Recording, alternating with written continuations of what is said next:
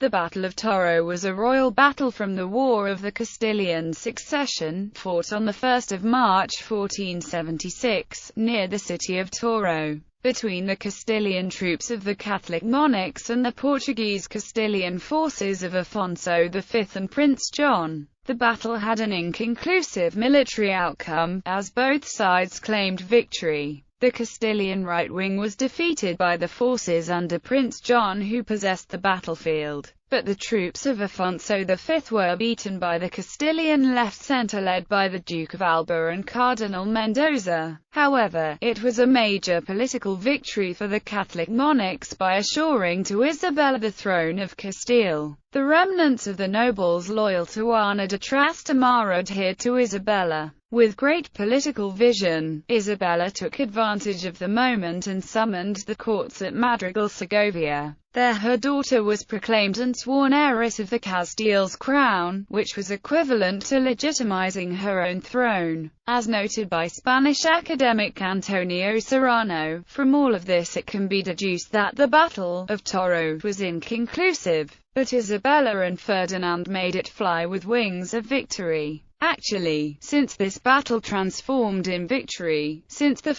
March 1476, Isabella and Ferdinand started to rule in the Spain's throne. The inconclusive wings of the battle became the secure and powerful wings of San Juan's eagle, the commemorative temple of the Battle of Toro. Overview. Spanish historians Luis Suárez Fernández, Juan de Mata Carriazo and Manuel Fernández Álvarez wrote, "Not a military victory, but a political victory. The Battle of Toro is in itself a decisive event, because it solves the civil war in favor of the Catholic monarchs, leaving as a relic a border clash between the two countries, Castile and Portugal, La España de los Reyes Católicos." Precedence Background. The death of Henry IV of Castile, in 1474, led to a succession crisis and the formation of two rival parties. Isabella, the king's half-sister, received the support of the majority of the noblemen, clerks and people, whereas Juana de Trastamara, the king's daughter, was supported by some powerful nobles. This rivalry degenerated in civil war, with the Portuguese king Afonso V intervening in the defense of his niece Juana's rights. He tried to unify Castile and Portugal as an alternative to the union of Castile with Aragon, personified in the marriage of Isabella to Ferdinand, the heir of Aragon's throne. The Burgos expedition. Turning point of the war. After some skirmishes, Afonso's V army marched for the rescue of the besieged castle inside Burgos. On the way, at Baltanis, it defeated and imprisoned a force of 400 spearmen of the Count of Benavente and also took Cantalapiedra, reaching the distance of only 60 kilometers from Burgos.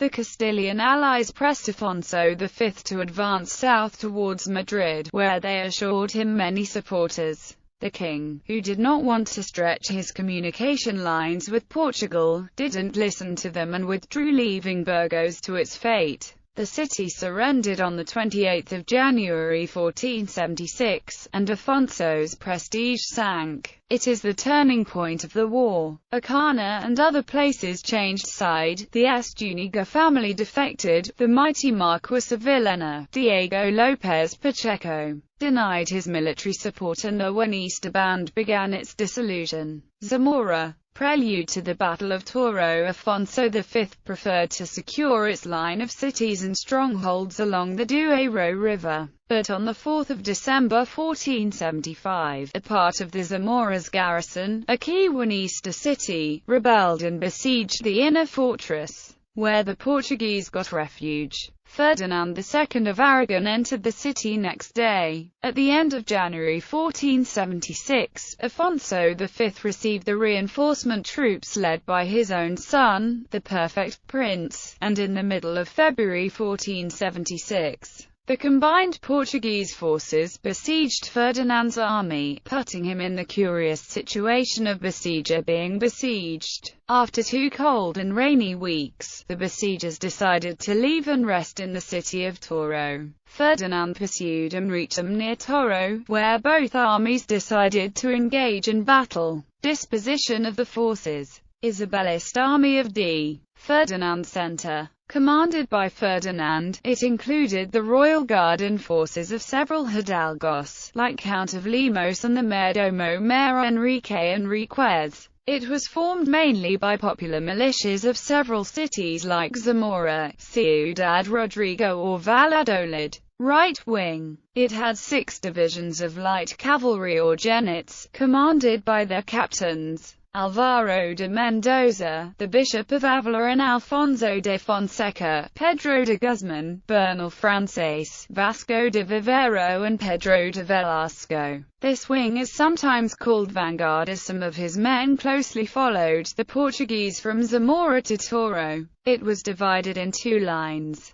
5 battles at the forefront and 1 in the rear. Left wing. Here were many knights with heavy armors, divided in 3 corps. The left one, near the Portuguese, commanded by Admiral Enriquez, the center one, led by Cardinal Mendoza, and on the right, the force headed by the Duke of Alba. It was the most powerful. Reserve forces. The men of Enrique Enriquez, Count of Alba de Alista, and the horsemen from the Marquis of Astorga. The foot soldiers were in the middle of all those battles. In practical terms, the Isabelist army fought on 2 separate fronts, right wing and left center or royal battle. Portuguese Castilian army of Afonso V, the perfect prince center. Commanded by Afonso V, it was formed by the knights of several noblemen from his house and the Castilian knights loyal to D. Juana led by Rui Pereira. It also had 4 bodies of footmen with their backs turned to the Duero River. Right wing. Troops of some Portuguese nobles and the Castilians of the Toledo's Archbishop, Alfonso Carrillo. Left wing. Here were the elite troops of the kingdom together with the army's artillery and the javelin throwers. It was commanded by the perfect prince, who had as his main captain the Bishop of Evora. It included a rear-guard battle under Pedro de Meneses. Because of the split of leadership between the king and prince, the Portuguese army also fought divided into 2 parts which didn't help each other. Left wing or prince's battle and right center or royal battle.